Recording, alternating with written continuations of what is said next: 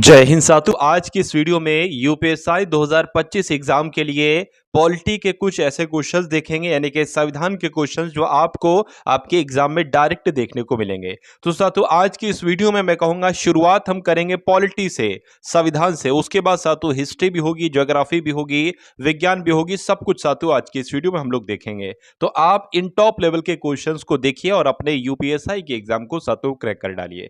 तो पहला सवाल आपकी स्क्रीन पर और बहुत तेजी के साथ साथियों आज की इस वीडियो में हम लोग चलने वाले हैं।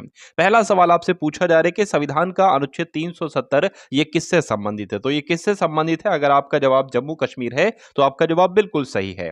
उसके बाद देखिए अगला सवाल किस अधिकार से संबंधित है, यानी कि यहां पर किसकी बात चल रही है। आप लोग याद रखेंगे साथियों अनुच्छेद 19 की बात चल रही। क्या अनुच्छेद 19 ये किससे संबंधित है आपसे पूछा जा रहा है। जीवन के अधिकार से, भाषण और अभिव्यक्ति की स्वतंत्रता के अधिकार से, बिल्कुल सही जवाब। अनुच्छेद 19 भाषण और अभिव्यक्ति की स्वतंत्रता से संबंधित है। उसके बाद देखिए अगला क्वेश्चन है, कह रहे कि अनुच्छेद 14 की अगर बात करें तो ये किससे संबंधित है। तो ये साथियों संपत्ति के अधिकार से तो नहीं है, सांस्कृतिक अधिकार से भी संबंधित नहीं, ये समानता के अधिकार से संबंधित है अनुच्छेद 14, इसलिए आंसर आपका सी जाएगा। अगला देखिए पूछा जा रहा है कि अनुच्छेद 21 ये बहुत इंपॉर्टेंट अनुच्छेद है। ये वो अनुच्छेद है साथियों जो आपके एग्जाम में बार बार पूछे जाते हैं। तो अनुच्छेद 21 के ए की अगर बात करें तो ये क्या बात करता है, किस अधिकार की बात करता है। तो ये निवास के अधिकार की बात करता है, धर्म की स्वतंत्रता के अधिकार की, संपत्ति के अधिकार की, शिक्षा के अधिकार की। बिल्कुल साथियों आपको शिक्षा का अधिकार है, यह बात अनुच्छेद 21 का ए कहता है। अनुच्छेद 32 की अगर हम बात करते हैं साथियों इसके बारे में क्या कहा गया है। तो ये तो साथियों संवैधानिक उपचारों के अधिकार से संबंधित है। और ऐसा कहां पर लिखा हुआ है, ऐसा आपका ऑप्शन नंबर डी में लिखा हुआ है। ये बहुत इंपॉर्टेंट है अनुच्छेद 32। उसके बाद देखिए अगला सवाल है, कह रहे कि अनुच्छेद 51 का ए किससे संबंधित है मुझे बताइए। तो मैं कह सकता हूं मौलिक कर्तव्य जो है ना किसके अंतर्गत है, ये अनुच्छेद 51 के ए के अंतर्गत है। आंसर आपका ऑप्शन नंबर सी जाएगा। नेक्स्ट नंबर का सवाल आपकी स्क्रीन पर है। साथियों अगर आपने अभी तक इस वीडियो को लाइक नहीं किया है तो वीडियो को लाइक कर दीजिए, और अगर चैनल पर आप लोग नए हैं तो चैनल को आप लोग तुरंत सब्सक्राइब करके बेल आइकन पर जरूर एक बार क्लिक कर लीजिए। चलिए तो अब बात करते हैं अनुच्छेद 24 क्या निषिद्ध करता है, यानी कि साथियों ये किसकी मनादी करता है। मतदान की मनादी तो नहीं करता है। बाल श्रम की, बिल्कुल साथियों बाल श्रम की, यानी कि 14 साल से जो बच्चे कम उम्र के हैं उनसे बाल श्रम नहीं कराया जा सकता, चाइल्ड लेबर उनसे नहीं कराई जा सकती, इसलिए आंसर आपका बी हो जाएगा। अगला सवाल आपकी स्क्रीन पर करके संविधान का अनुच्छेद 356 ये किससे संबंधित है मुझे बताइए। तो ये साथियों राष्ट्रपति शासन से संबंधित है। मैं कहूंगा बिल्कुल सही जवाब राष्ट्रपति शासन लगता है साथियों अनुच्छेद 356 के अंतर्गत। आंसर आपका ए होगा। अनुच्छेद 243 किससे संबंधित है। तो अनुच्छेद 243 की जब हम बात करते हैं तो यह साथियों पंचायत व्यवस्था से संबंधित है। किससे?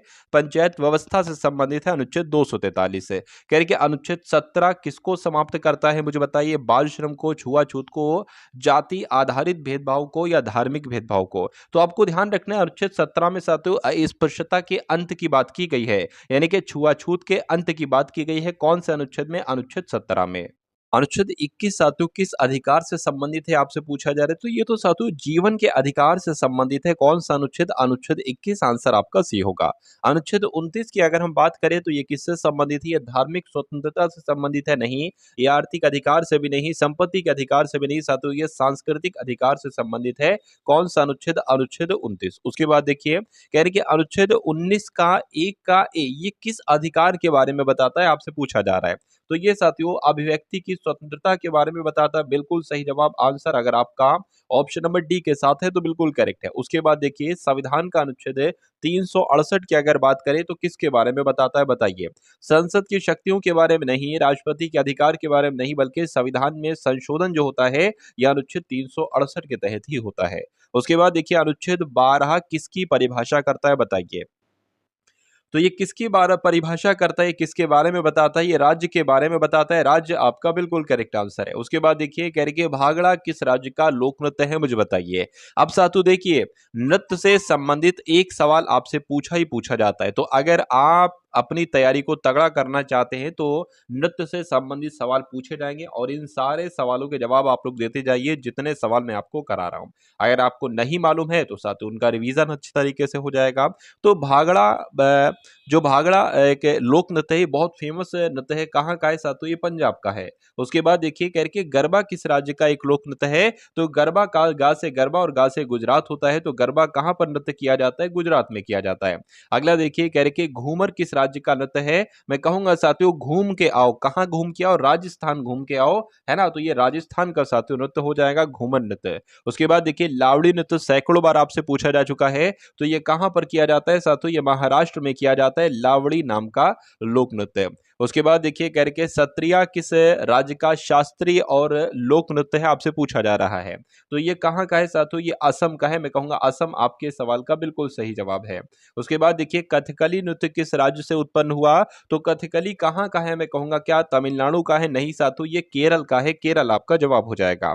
अगला देखिए यक्षगान किस राज्य का नाट्य कला नृत्य है, तो यक्षगान की अगर बात करें पता साधु तमिलनाडु केरल नहीं, ये कर्नाटक का है, तो कर्नाटक अगर आपका जवाब है तो आपका जवाब बिल्कुल करेक्ट है। उसके बाद देखिए ये भी कई बार आपसे पूछा जा चुका और इस बार भी पूछा जाएगा, कह रहे कि जो पांडवानी नृत्य है ना, पांडवानी नृत्य ये कहाँ का है, उत्तर प्रदेश का, उड़ीसा का, नहीं साथियों ये छत्तीसगढ़ में किया जाता है पांडवानी लोक नृत्य, इसलिए जिनका आंसर ऑप्शन नंबर डी है तो बिल्कुल करेक्ट है। किस घराने की गायकी में आलाप प्रमुख है, तो मैं कहूंगा साथियों किराना घराने की गायकी में आलाप प्रमुख है, ये सवाल पूछा जाता है आपसे। अगला देखिए घराने से संबंधित भी साथियों एक सवाल पूछा जाएगा, करके जयपुर घराने की प्रमुख गायकी शैली क्या है, तो साथियों बोलतान है, क्या है बोलतान है, इतना आप लोग याद रखेंगे बस। अगला देखिए लखनऊ घराना किस नृत्य शैली से संबंधित है, तो ये कथक से संबंधित है, ये सवाल आपके एग्जाम में आएगा तो आप लोग याद रखेंगे। अगला सवाल है करके किस घराने का ख्याल गायन में योगदान महत्वपूर्ण है, तो किसकी बात चल रही है साथियों, ग्वालियर घराना आपके सवाल का जो होगा वो बिल्कुल सही जवाब हो जाएगा, आंसर आपका जाएगा ए के साथ। उसके बाद देखिए करके पटियाला घराना किस शैली की गायकी के लिए प्रसिद्ध है, तो पटियाला घराने की अगर हम साथियों बात करते हैं यहां पर, तो आपका जवाब जो होगा वो ठुमरी हो जाएगा, यानी कि ठुमरी आपका जवाब हो जाएगा। अगला देखिए किस घराने के प्रमुख गायक कौन थे, किराना घराने, किराना घराने के प्रमुख गायक तो साथियों भीमसेन जोशी थे, कौन थे साथियों, भीमसेन जोशी थे, और भीमसेन जोशी कहां पर लिखे हुए हैं, ऑप्शन नंबर बी में लिखे हुए। सवालों को तैयार करते रहिए, यही आपके लिए साथियों फायदेमंद होगा, क्योंकि सवाल बहुत टॉप लेवल के हैं। आगरा घराने के गायक किस शैली के लिए प्रसिद्ध है, तो ये साथियों ख्याल गायकी के लिए प्रसिद्ध है, ख्याल गायकी, यानी कि ऑप्शन नंबर ए आपका जवाब हो जाएगा। नेक्स्ट नंबर का सवाल है आपकी स्क्रीन पर, अब हिस्ट्री को हम लोग यहां पर देख लेते हैं।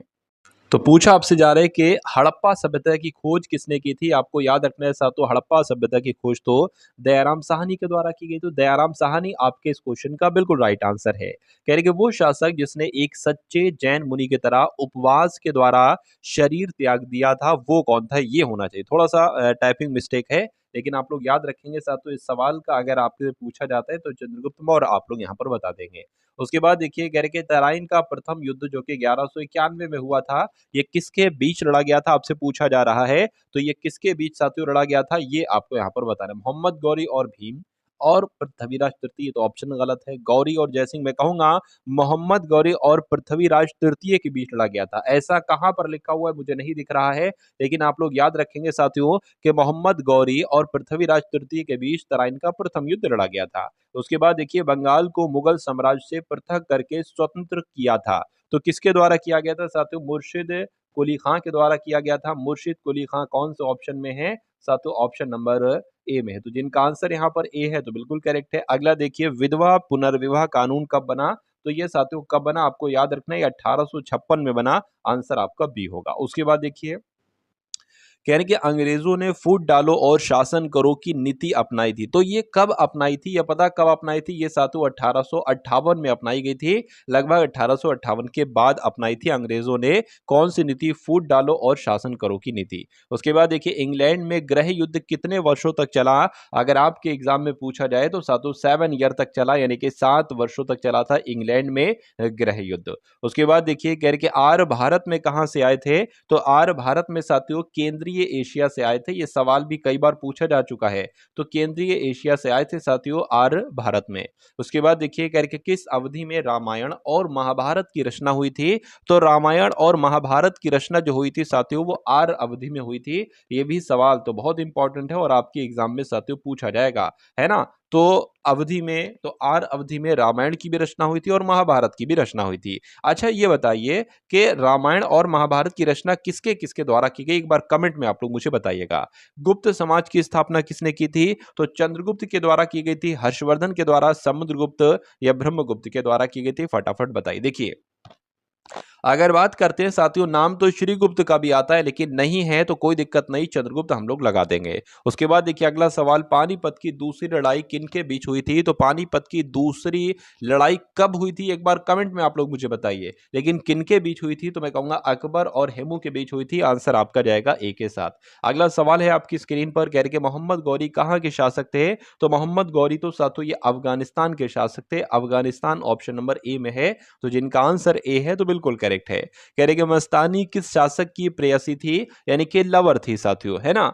किस शासक की एक तरीके से प्रेयसी थी? तो मैं कहूंगा बाजीराव पेशवा की थी। बिल्कुल सही जवाब, बाजीराव पेशवा आपके इस सवाल का बिल्कुल करेक्ट आंसर है। उसके बाद देखिए बिहार प्रदेश को किस मुस्लिम शासक ने सबसे पहले जीता था? तो बिहार राज्य की अगर बात करें इसको सबसे पहले किस मुस्लिम शासक ने जीता था? तो बख्तियार खिलजी ने जीता था। राइट आंसर आपका जो जाना चाहिए वो ऑप्शन नंबर बी के साथ जाना चाहिए। उसके बाद देखिए अगला सवाल कह रहे हैं कि आपसे ये गल काल नहीं मुगल काल होना चाहिए शायद। मुगल काल में सबसे पहले किस शहर में अंग्रेजों ने अपने कारखाने स्थापित किए थे? तो अपने कारखाने जो स्थापित किए थे साथियों मुगल काल में वो सबसे पहले सूरत में किए गए थे। ये इंपॉर्टेंट क्वेश्चन, अच्छा क्वेश्चन है साथियों। तो सूरत आपके इस क्वेश्चन का बिल्कुल सही जवाब है। किस खेल से रणजी ट्रॉफी संबंधित है? तो मैं कहूंगा क्रिकेट के खेल से। किस खेल से साथियों क्रिकेट में दी जाती है कौन सी ट्रॉफी? रणजी ट्रॉफी। इसलिए क्वेश्चन इंपॉर्टेंट है, आंसर आपका ए होगा। अगला देखिए टेबल टेनिस में कितने खिलाड़ी होते हैं? तो मैं कहूंगा टेबल टेनिस में तो साथियों 2 खिलाड़ी होते हैं। कितने? 2 खिलाड़ी होते हैं साथियों टेबल टेनिस में। आंसर आपका बी होगा। उसके बाद देखिए अगला सवाल है कह रहे कि लॉर्ड्स स्टेडियम किस खेल से संबंधित है? तो लॉर्ड्स स्टेडियम की अगर हम बात करें तो ये साथियों किससे संबंधित है? क्रिकेट के खेल से संबंधित है। ये आपको याद रखना है। सही जवाब आपका ऑप्शन नंबर सी होगा। उसके बाद देखिए कह रहे कि इनमें से कौन हॉकी के प्रसिद्ध खिलाड़ी हैं? तो आपको नाम तो याद होना चाहिए साथियों मेजर ध्यानचंद का। हॉकी का जादूगर कहा जाता है इनको। तो ये हॉकी के एक प्रसिद्ध खिलाड़ी हैं। सही जवाब आपका ए है। अगला देखिए कह रहे कि बैडमिंटन का आविष्कार किस देश में हुआ था? तो बैडमिंटन का आविष्कार पता कहां हुआ था साथियों? इंग्लैंड में हुआ था। इंग्लैंड आपके इस क्वेश्चन का बिल्कुल करेक्ट आंसर है। उसके बाद देखिए साथियों अगला सवाल है कह रहे कि सुब्रतो कप किस खेल से संबंधित है? यानी कि सुब्रतो कप किस खेल में दिया जाता है? मैं कहूंगा साथियों फुटबॉल के खेल में दिया जाता है। आपका जवाब जो होगा वो ऑप्शन नंबर डी होगा। अगला सवाल देखिए साथियों लगभग 90 क्वेश्चन हम लोग यहाँ पर देखेंगे। गोल्फ में कितने खिलाड़ी होते हैं? तो गोल्फ में कितने खिलाड़ी होते हैं साथियों? एक खिलाड़ी होता है। जवाब आपका ए होगा। अगला देखिए कह रहे कि विंबलडन किस खेल से संबंधित है? तो ये साथियों टेनिस के खेल से संबंधित है। टेनिस आपका यहाँ पर बिल्कुल करेक्ट आंसर है। उसके बाद देखिए कह रहे फुटबॉल के पिता किसे कहा जाता है? तो फुटबॉल का पिता तो वाल्टर कैंप को कहा जाता है। और वाल्टर कैंप कहाँ पर है? तो ऑप्शन नंबर ए वाले में है। तो जो लोग भी यहाँ पर ऑप्शन नंबर ए के साथ हैं तो बिल्कुल सही हैं। क्रिकेट का आविष्कार किस देश में हुआ था? तो अपने क्रिकेट का आविष्कार साथियों भारत में नहीं हुआ था, ऑस्ट्रेलिया में भी नहीं हुआ। इसका आविष्कार साथियों इंग्लैंड में हुआ। तो इंग्लैंड आपका जवाब हो जाएगा। उसके बाद देखिए कह रहे सुल्तान अजलान शाह कप किस खेल से संबंधित है? तो सुल्तान अजलान शाह कप किस खेल में दिया जाता है? मैं कहूंगा हॉकी के खेल में दिया जाता है। हॉकी आपका करेक्ट आंसर है।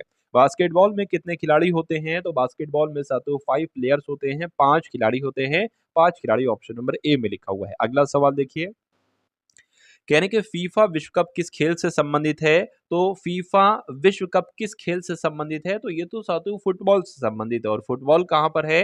फुटबॉल ऑप्शन नंबर बी वाले में। तो जिनका आंसर ऑप्शन नंबर बी है तो बिल्कुल करेक्ट है। कबड्डी का आविष्कार की अगर बात करें तो कबड्डी का आविष्कार किस देश में हुआ था? ये अपने भारत में हुआ था साथियों। क्या कबड्डी का आविष्कार जो हुआ था ना ये कहां पर हुआ था? ये अपने भारत में हुआ था। आंसर आपका ए है।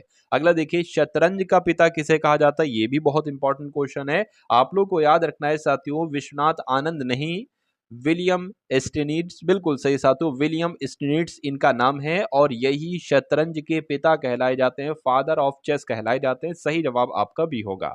उसके बाद देखिए इंडिया विंस फ्रीडम, ये पुस्तक वाकई में साथियों बहुत इंपॉर्टेंट है। इस पुस्तक के लेखक कौन है? मैं कहूंगा पंडित जवाहरलाल नेहरू, है ना। कौन है साथियों? जवाहरलाल नेहरू, महात्मा गांधी, मौलाना अबुल कलाम आजाद या भीमराव अंबेडकर। देखिए एक सवाल पूछा जाता है, मैं आपको बता देता हूं। एक थे डॉक्टर एपीजे अब्दुल कलाम और एक थे मौलाना अबुल कलाम आजाद। इन दोनों में क्या डिफरेंस है? बिल्कुल साथियों ये दोनों अलग अलग व्यक्ति हैं, ये आप लोग यहां पर याद रखेंगे, ठीक है ना। चलिए ये जो थे साथियों ये मेरे ख्याल से पहले भारत के पहले शिक्षा मंत्री थे, है ना। शिक्षा मंत्री थे और डॉक्टर एपीजे अब्दुल कलाम राष्ट्रपति वाले थे। तो ये दोनों चीजें आप लोग याद रखेंगे। इनका जन्म साथियों कहाँ हुआ था? सऊदी अरब में हुआ था, फिर ये भारत में बाद में आकर बस गए थे। लेकिन डॉक्टर एपीजे अब्दुल कलाम का जन्म तमिलनाडु में हुआ था भारत के। चलिए तो अब इस सवाल की अगर बात करते हैं साथियों, तो मौलाना अबुल कलाम आजाद आप लोग याद रखेंगे इंडिया विंस फ्रीडम के लेखक हैं। सही जवाब अगर आपका है ऑप्शन नंबर सी के साथ, तो बिल्कुल करेक्ट है। उसके बाद देखिए अगला सवाल, डिस्कवरी ऑफ इंडिया पुस्तक के लेखक कौन है? तो डिस्कवरी ऑफ इंडिया नामक पुस्तक के लेखक पंडित जवाहरलाल नेहरू हैं। अगला देखिए अनहिलेशन ऑफ कास्ट किसने लिखा? तो अनहिलेशन ऑफ कास्ट की अगर बात करते हैं साथियों किसने लिखा, ये आपसे पूछा जा रहा है। तो डॉक्टर भीमराव अंबेडकर ने लिखा, बिल्कुल सही जवाब साथियों, डॉक्टर भीमराव अंबेडकर ने लिखा। उसके बाद देखिए हिंद स्वराज पुस्तक के लेखक कौन है? तो हिंद स्वराज पुस्तक के लेखक आपसे यहां पर पूछे जा रहे हैं, फटाफट आप लोग यहां पर बता दीजिए। तो अगर आपका जवाब साथियों महात्मा गांधी जी के साथ है तो आपका जवाब बिल्कुल करेक्ट है। उसके बाद देखिए अनहिलेशन ऑफ कास्ट किसने लिखा, ये आपसे पूछा जा रहा है। तो अभी मैंने आपको बताया साथियों डॉक्टर भीमराव अंबेडकर आपका यहाँ पर जवाब हो जाएगा, है ना। चलिए अगला सवाल देखिए, कह रहे कि ग्लिम्पसेस ऑफ वर्ल्ड हिस्ट्री यह पुस्तक है, इस पुस्तक के लेखक कौन है? तो इस पुस्तक के लेखक भी साथियों पंडित जवाहरलाल नेहरू हैं। कौन सी पुस्तक है ये? ग्लिम्स ऑफ वर्ल्ड हिस्ट्री नामक ये पुस्तक है। अगला देखिए मेरी कहानी किसकी आत्मकथा है? तो मेरी कहानी साथियों सरोजनी नायडू की आत्मकथा है। सरोजनी नायडू आपके इस क्वेश्चन का बिल्कुल सही जवाब है। उसके बाद देखिए सत्य के साथ मेरे प्रयोग या सत्य के प्रयोग या the story of my experiments with truth, ये पुस्तक किसकी है? तो ये पुस्तक साथियों महात्मा गांधी जी की है। ये इंपॉर्टेंट क्वेश्चन है, आप लोग साथियों याद रखेंगे। उसके बाद देखिए अगला सवाल, गीतांजलि किसने लिखी? तो गीतांजलि की अगर बात करते हैं साथियों ये रविन्द्रनाथ टैगोर के द्वारा लिखी गई। मैं कहूंगा बिल्कुल सही जवाब, रविन्द्रनाथ टैगोर के द्वारा ये लिखी गई। अगला सवाल है कह रहे कि अनुभव पुस्तक, क्या साथियों अनुभव पुस्तक किसकी है? तो अनुभव पुस्तक की अगर बात करते हैं साथियों ये महादेवी वर्मा की पुस्तक है। महादेवी वर्मा आपका बिल्कुल सही जवाब है। उसके बाद देखिए कहने के अनुभव पुस्तक किसकी है? तो अभी मैंने आपको बताया साथियों महादेवी वर्मा की ये पुस्तक है। उसके बाद देखिए अगला क्वेश्चन है, कह रहे कि हमारा आजादी का संघर्ष पुस्तक किसने लिखी? तो अगर इस पुस्तक की बात करते हैं साथियों तो ये सुभाष चंद्र बोस के द्वारा लिखी गई। सुभाष चंद्र बोस आपके इस क्वेश्चन का बिल्कुल राइट आंसर है। अगला देखिए कह रहे कि बाबर नामा पुस्तक किसने लिखी? तो बाबर नामा पुस्तक साथियों ये बाबर के द्वारा लिखी गई। बाबर आपका सही जवाब है। अगला देखिए तारीख फिरोजशाही पुस्तक किसने लिखी? तो तारीख फिरोजशाही पुस्तक की अगर बात करते हैं साथियों ये जियाउद्दीन बर्नी ने पुस्तक लिखी है। जियाउद्दीन बर्नी कहाँ पर है? ऑप्शन नंबर बी में है। अगला देखिए कह रहे कि राज तरंगिणी के लेखक कौन है? तो राज तरंगिणी पुस्तक कई बार आपके एग्जाम में पूछी जा चुकी है। कलहड़ की अगर बात करें तो कलहड़ जो है ना ये राज तरंगिणी नामक पुस्तक के लेखक हैं। अगला है कह रहे कि पंचतंत्र किसने लिखी? तो पंचतंत्र की अगर बात करते हैं साथियों विष्णु शर्मा के द्वारा लिखित पुस्तक है। विष्णु शर्मा आपका जवाब हो जाएगा। उसके बाद देखिए कह रहे कि अर्थशास्त्र के लेखक कौन है? तो अर्थशास्त्र के लेखक की अगर बात करें साथियों चाणक्य जो है ना ये अर्थशास्त्र के लेखक हैं। नेक्स्ट नंबर का सवाल है कह रहे कि संथाल जनजाति जो है ना ये कहाँ पर पाई जाती है? झारखंड में, उत्तर प्रदेश में, गुजरात में, राजस्थान में। तो मैं कहूंगा ये जनजाति झारखंड की है। कौन सी जनजाति? संथाल जनजाति, इसलिए सही जवाब आपका ए होगा। उसके बाद देखिए कहने के भील जनजाति मुख्य रूप से किस राज्य में निवास करती है? तो भील जनजाति की अगर बात करें साथियों ये कर्नाटक में पाई जाती। कर्नाटक आपका जवाब हो जाएगा। उसके बाद देखिए टोडा जनजाति किस राज्य की जनजाति है? तो टोडा जनजाति की अगर बात करें तो साथियों ये तमिलनाडु में पाई जाती है ना। लगभग 90 क्वेश्चन हम लोग देखेंगे, 10-11 क्वेश्चन और बाकी हैं। कह रहे कि गोंड जनजाति कहाँ पाई जाती है? तो गोंड जनजाति की अगर बात करें तो ये मध्य प्रदेश की जनजाति है, मध्य प्रदेश में पाई जाती है। भील जनजाति के पारंपरिक नृत्य का नाम क्या है?